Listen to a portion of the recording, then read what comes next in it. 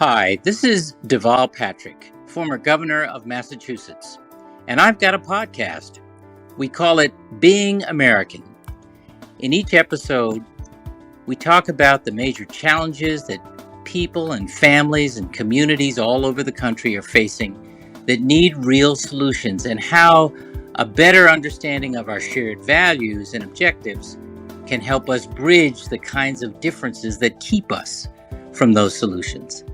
I interview political figures, elected officials, grassroots organizers, regular citizens, folks in and out of politics and civic life who are in search, like me, of common wisdom in these uncommon times. Join us and help bridge the divide. It's the Being American podcast, which you can subscribe to or download wherever you get your podcasts.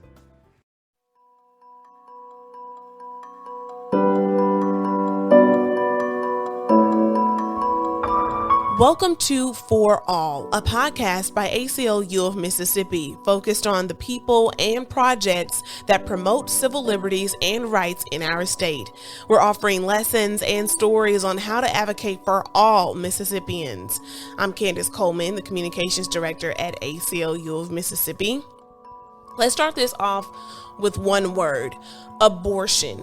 It's a word that much of society often treats as taboo, but both of our guests today are trying to take away the stigma from the word abortion as a way to fight for abortion freedom.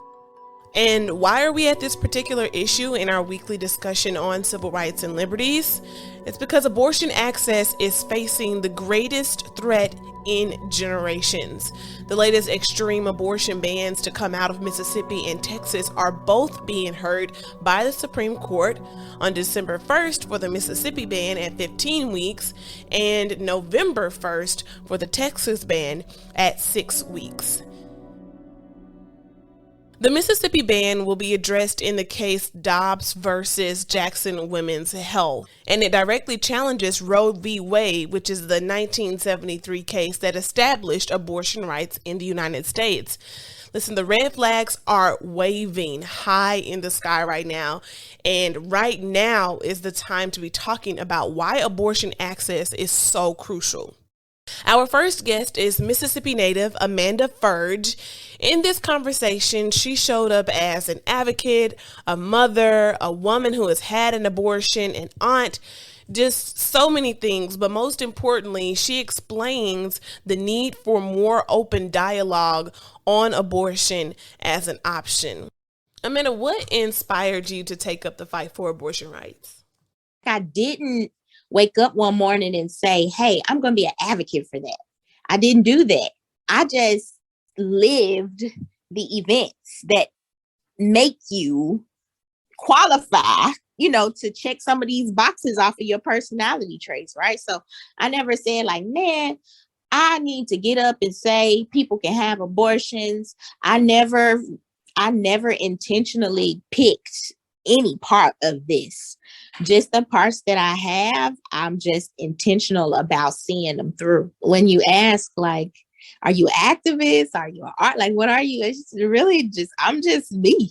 Like, I'm just a woman, check Black woman, check mom, check, you know what I mean? Yeah. Check person who has had abortions, check person who has had C-sections, check person who works in the community, check, you know what I mean? So check, yeah. It's just like, I don't know, Amanda Furdge, Amanda Furdge. Can you share, like, when did you come to the revelation that, like, telling people about that you had an abortion should be normalized, or when did you come to the moment to be able to share with others that you had multiple abortions? What was that spark there? And when you made that decision to have your abortions, was it automatic? Did you start telling family members or friends or sharing at that moment, or did it take you some time to even muster it up? Right. So I love this question that nobody has ever asked me, I don't think. And so I love this question. It's so crazy because my personal history with any kind of like reproductive justice would be growing up Black here in the rural South, poor, you know, young parents, kind of raised by your grandparents, you know, a house full of people, you know. I say that to give context to my knowledge around my body, sexuality, any of that kind of stuff. When you're growing up like we are down here, you know, your parents weren't teaching you to say vagina, right? Like the mature words for things were kind of like shunned upon. Like you didn't use mature language. Like you couldn't say lie.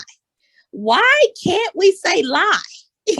If something is a lie, it's a lie. And it's like, you can't say that. You got to say telling a story or, you know, just why? Why are we doing that? So that's just to give context. When we make it down the alphabet to the word abortion, to the letter A, abortion, that's in a black box. You never knew that word was there. Because that's not what we, you know, and I grew up in a very like religious situation also.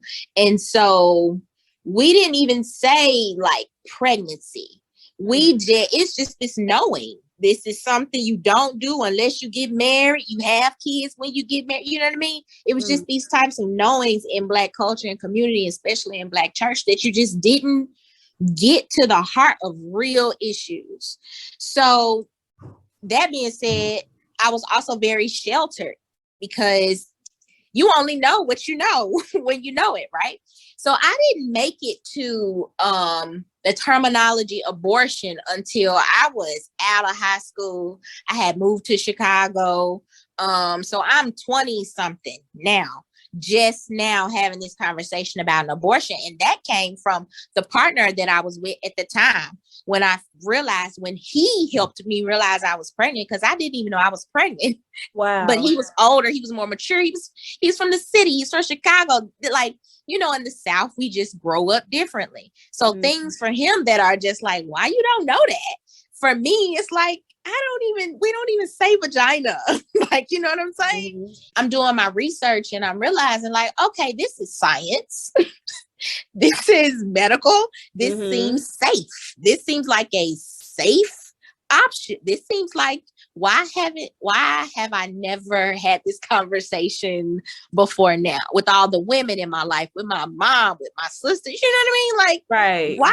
Why haven't we? Why am I just not finding out about this? Like, yeah. And it's at the moment of action, and it's with a guy who, you know, I like him, but he's not even, you know what I'm saying? So that was, for me, being a natural born, I've always just shared my experiences and told my stories, right? Because even in the story I'm telling you, I told him, abortion, what's that? Where I could have kept that to myself. I could have just went along with it or whatever. No, I'm a person who likes to learn.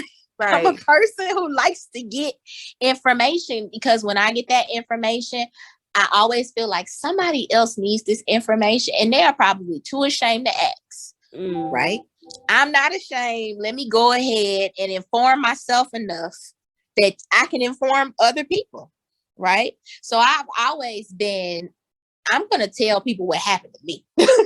I'm going to do it. You know what I'm saying? And having an abortion was just another thing that happened in my life. It's a part of who I am. It's a part of my story. Yeah. You may, it was normal for you. It was like, it was like, never, okay, it happened, and then I'm going to tell folks my story. Yeah, especially, and it wasn't like I'm going to go out and just spread the gospel, but it's like, if it come up or if an opportunity presents itself, it's a part of who it's nothing that I'm going to hide. I knew that. I never even thought about it. Like, it was never anything that I felt like I needed to hide. It was like, well, I don't know why y'all hide this, but if somebody asks me, why wouldn't I just tell them the truth? Like, why are people hiding this, right? Yeah. And so, that's my journey, which is like, this is another thing that happened along the way. And if it comes up if you ask me, Amanda, how did you become Amanda? If I don't tell you about these abortions, I'm not telling you how I became Amanda. Right? So what am I telling you? Because that's something that's important. That's something that happened, especially because there's such a stigma around it.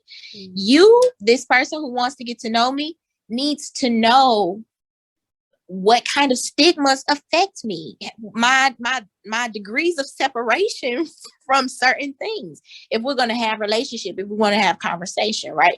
I don't want to be sitting with you, Candace, and we drinking coffee, and you like, oh, girl, my sister, she finna get an abortion, and I just do not, I'm going to disclaim her. And you don't even know that I have had, girl, I done had two, and I'm your best friend, or whatever our relationship is. People are living like that, and I don't know why.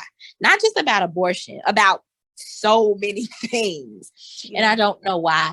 And so I just want to be a person who's participating in broadening language and being honest and authentic.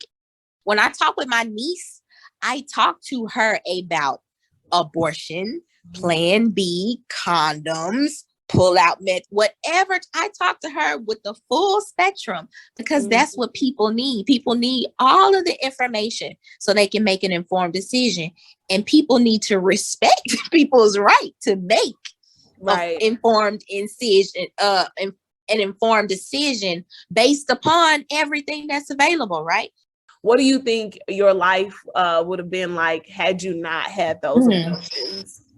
I think I love that you asked me that. You asked me everything nobody's ever asked me, and I feel like this would clear up everybody's questions.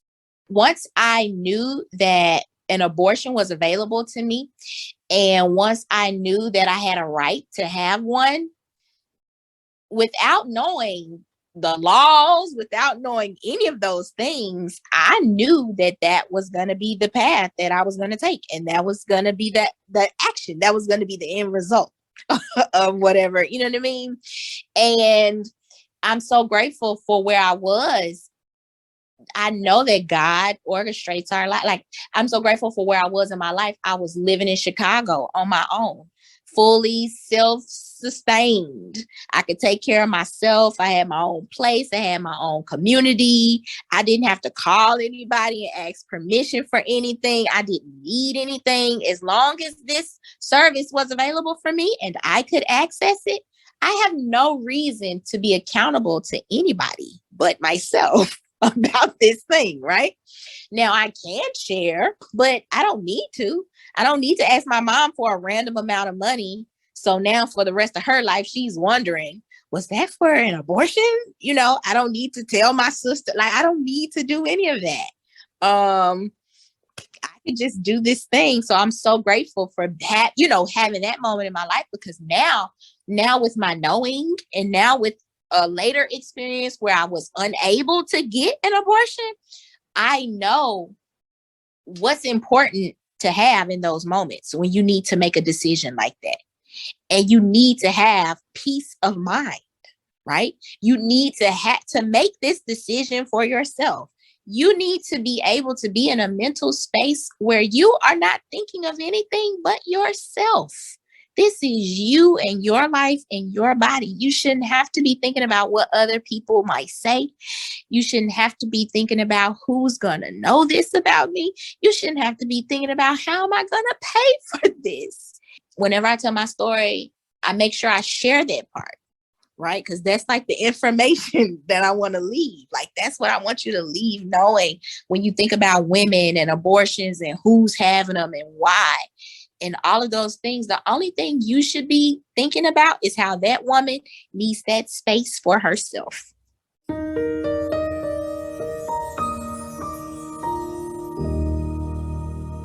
So let's shift now to Texas. More recently than Mississippi's 15-week abortion ban, which was passed back in 2018, Texas's 6-week abortion ban was passed earlier this year, and it went into effect September 1st. And it's the most restrictive ban in the country currently. The latest on the ban as of this recording is that it is still in effect, but the Supreme Court will hear the arguments on November 1st. Our guest is Blair Wallace. She shows up in this conversation as the policy and advocacy strategist at ACLU of Texas, as well as a mother and a woman who has had an abortion. Blair, what inspired you to take up the fight for abortion rights? Well, I think a lot of things have fueled my passion for reproductive rights. To start, my mom was born to my grandmother at what was considered a late maternal age in the 60s. And then my mom had me at 16. So I feel like I have felt through my life the effects of both sides of the spectrum when it comes to not having choices about when and if you have a family. And so when I became pregnant at 18, I had my first abortion. I was just starting college. I was in a terrible relationship. I was barely escaping eviction and just totally unprepared to become a mother. I didn't have like support from anybody, but I made my decision like super easily. And that ability to be able to decide my future empowered me. And, just simply put, I wish that my mom and my grandmother had had the same opportunity. I'm a mother now. I have a 5-year-old son, and his life is forever better because I was able to really choose like when was the right time for my family. What brought you to the place of being able to easily speak about your abortion to others? I think that there is so much shame and stigma around abortion, and especially when I was 18. Like I said, I made the decision very easily, but it still felt like a secret, like it was something that I didn't really want to share with people. And I think just really like truly being immersed in the reproductive rights movement and just feeling so empowered by that I realized like, hey, wait a minute, the more that I talk about it, the more I realize that almost everyone that's in my community has had an abortion, or has helped someone get an abortion, or, and that this is totally normal. And once I sort of reclaimed that for myself and let go of that shame, I was able to really like embrace that this is our path. And ultimately, the shaming and the stigma around abortion is just, it doesn't even make sense. This is something that we know 1 in 4 women have abortions in their lifetimes. I'm honestly inclined to believe it's more than that, just based on my personal anecdotal experience. But, it's one of those things that ultimately it's healthcare. I don't feel weird about talking about a root canal. Why should I feel weird about talking about an abortion? How does your work within reproductive rights intersect with the work you do on other issues? I believe that reproductive freedom intersects every issue of our lives. I think when we can truly envision a world that allows us to make choices about our future, when we're allowed to decide when and if and how we have families, that sort of hope just bleeds into every other aspect of our lives. I mean, when we are truly given choices, we have freedom. And with choices comes totally bodily autonomy. I mean, and this means bodily autonomy for my trans community. This means bodily autonomy for our immigrant community.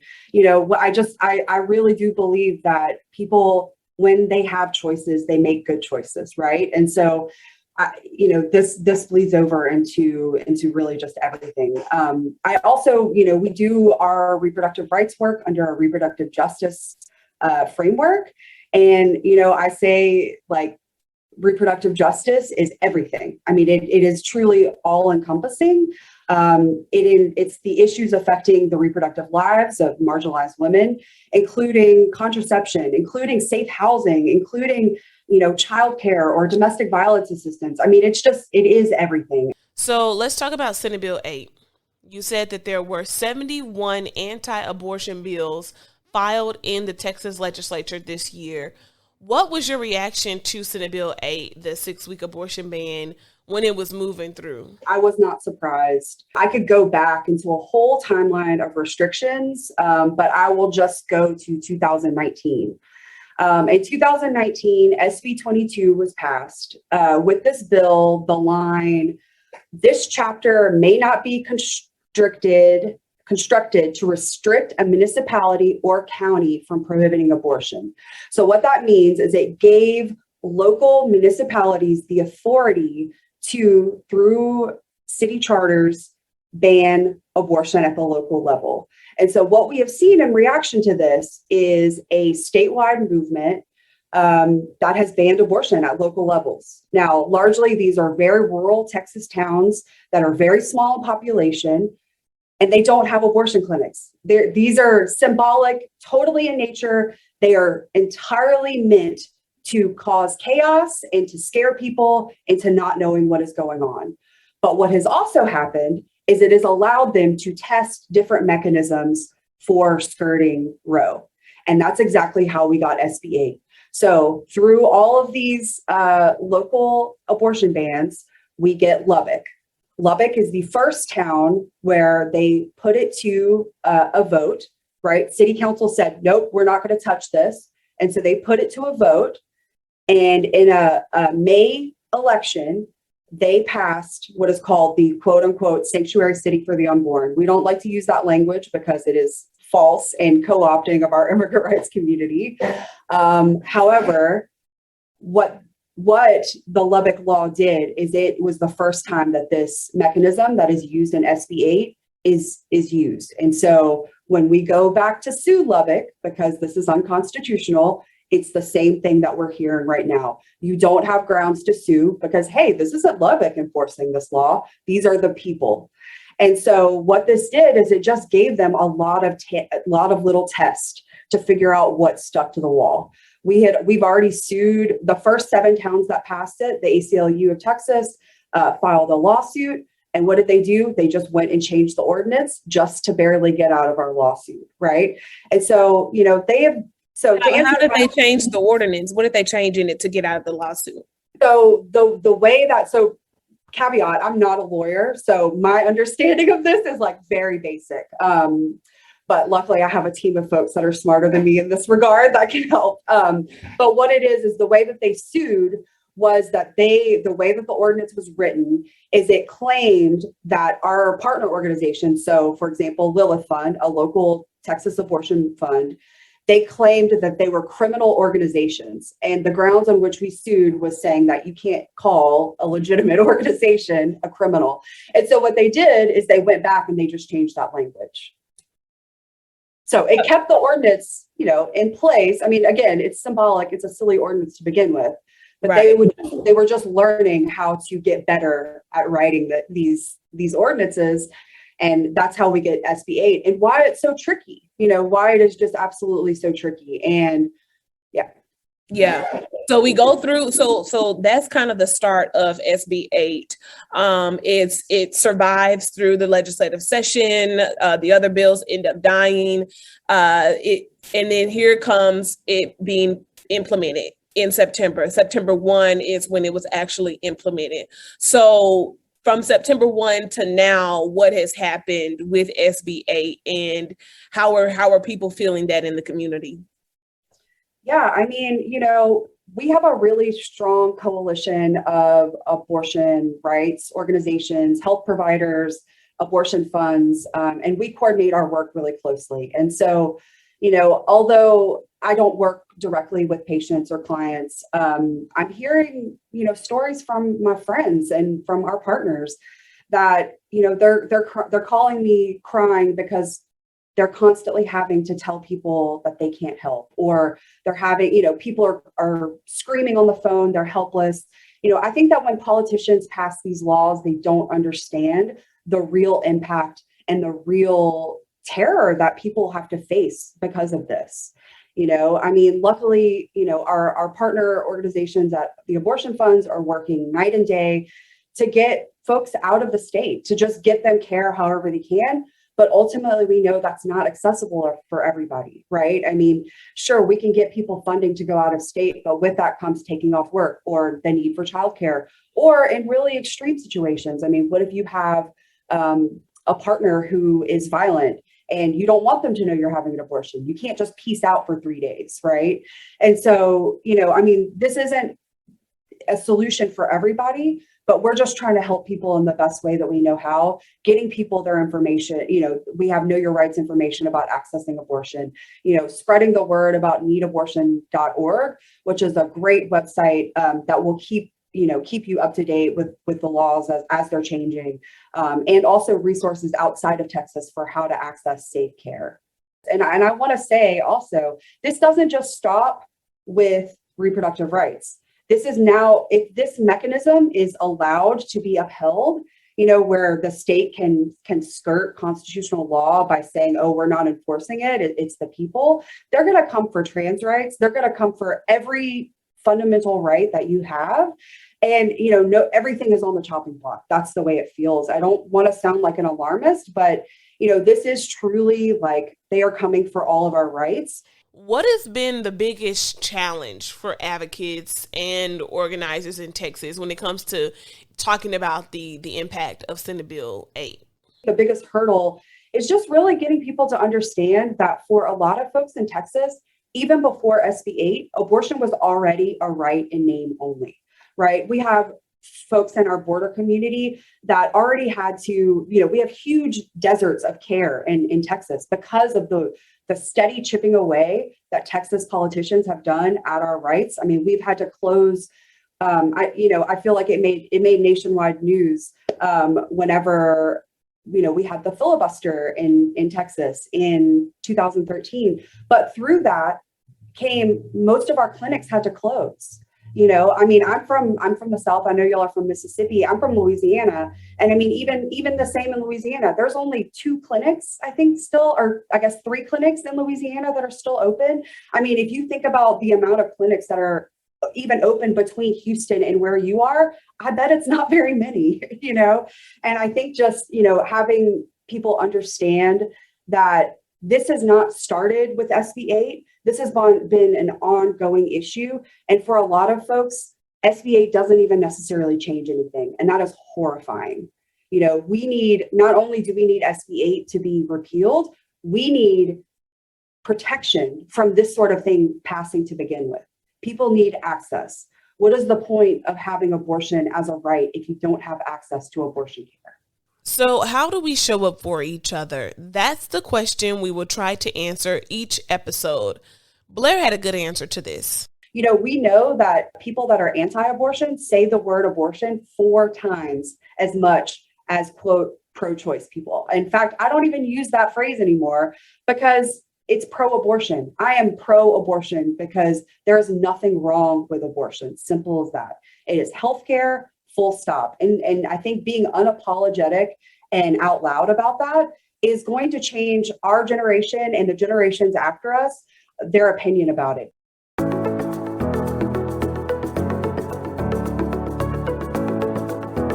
And there it is. I think it's pretty simple. Talk about it. Say the word. But also, if you do want to donate to some organizations that are directly helping people access abortion, you can visit msreprofreedomfund.org to help some people in Mississippi, or you can go to needabortion.org to help some Texans. Also, those links to those sites will be listed in this episode's description, as well as links to our Know Your Rights Texas and Know Your Rights Mississippi abortion pages.